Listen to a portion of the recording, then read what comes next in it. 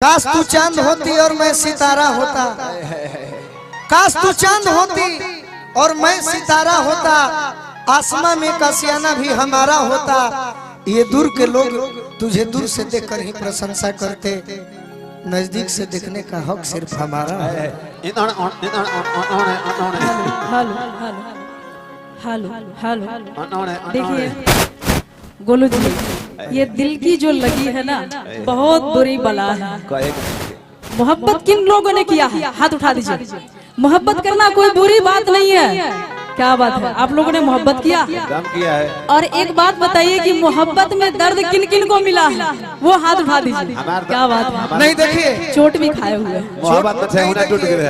एक सेकंड मामा, पटना के लोग चोट खाने वाले नहीं है, चोट देने वाले। भाई सुनिए, गलती भाई, मैं पहले बता रही हूँ। कहते हैं कि प्रेम अगर पाप है तो पुण्य किसका नाम है।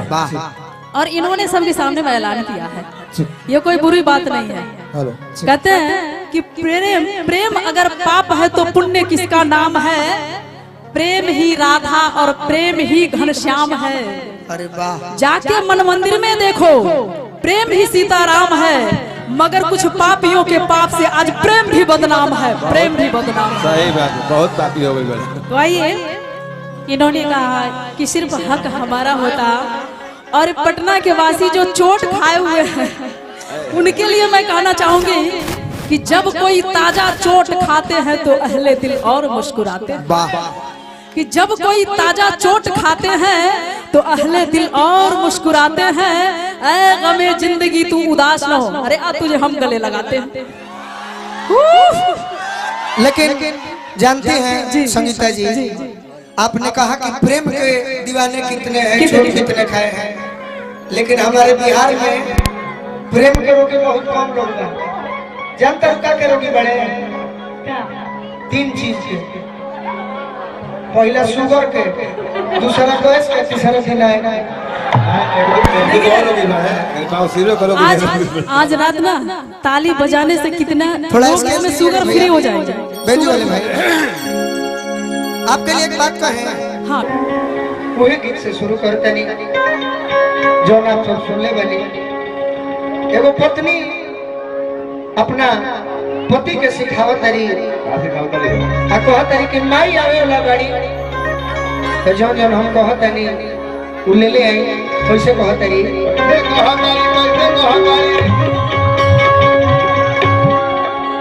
बड़े तया मावा लगवला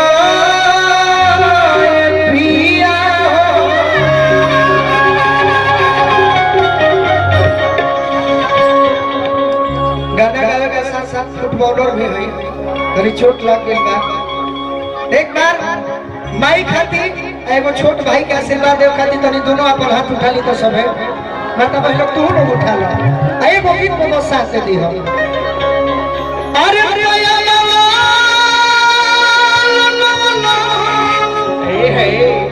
अरे पिया हो,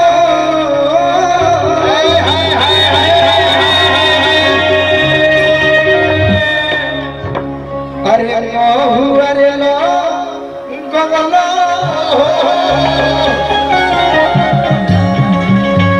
आइए कि तनी ताली के साथ हो जाए।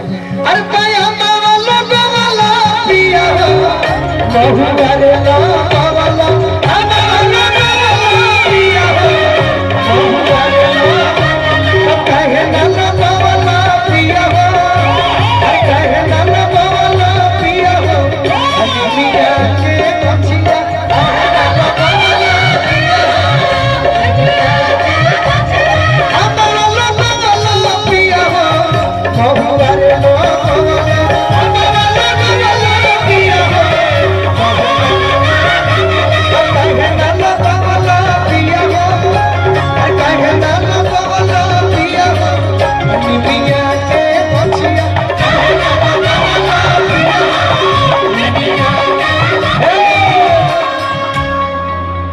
गीत में एगो हम धुन भी गौले रहनी। और पटना जिला में एने के जो क्षेत्र बा बाईपास में कुछ ऐसा गांव जहाँ बा जहाँ हमने कही नहीं जा, ये बिल्कुल भोजपुरी के ओरिजिनल सुने वाला श्रोता है लोग।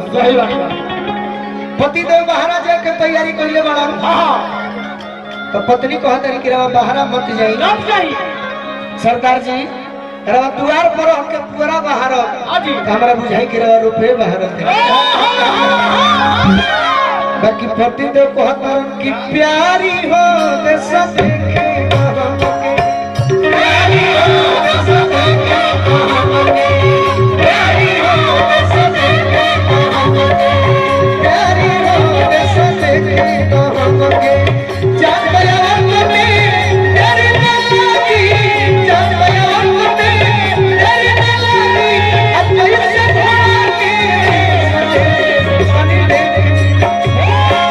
प्यारी हो देश देखे प्यारी हो देश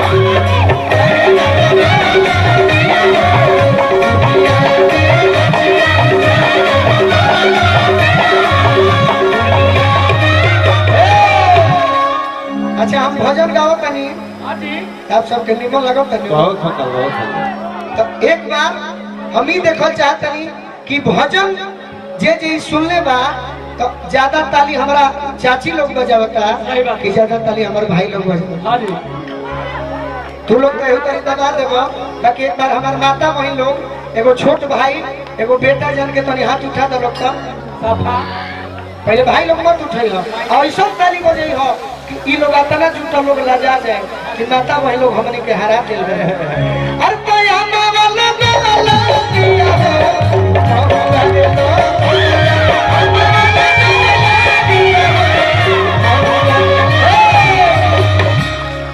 एक बार माता बहन लोग खातिर आवाज सब ताली बजाई तो कितना जोर से ताली बजेला ताकि हमारे भाई लोग के भाई तो तनी हिला के रख दो अरे कयामा वाला दिया मधुरा रे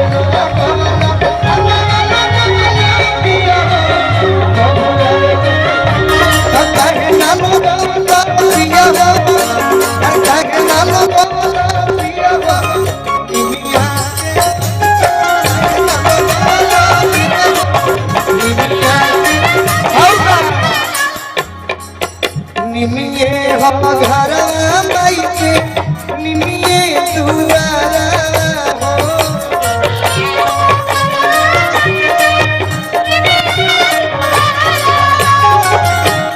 निमिये हो घर निमिये हो घर अरे निमिये हो घर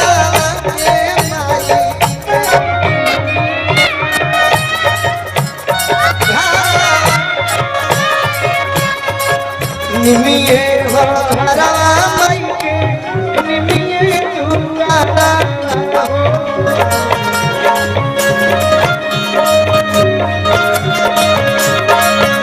भावे नहीं के बहुई का पकड़ी पिपारा नहीं के बहुई का लास्ट में पति के अपने कहत है कहत हो कि हमारा नलवला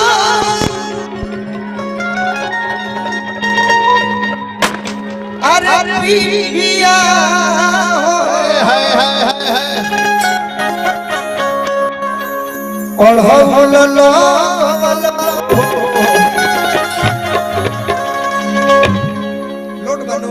हेलो हेलो मन तो करो कि हाँ जी अपने के मार ना ना हमारा के मार दो जिया हम हमारी का है वो अरे यही तरी तो गंगे स्टार्ट करे लगल अरे पया नाम लोगो और हो लो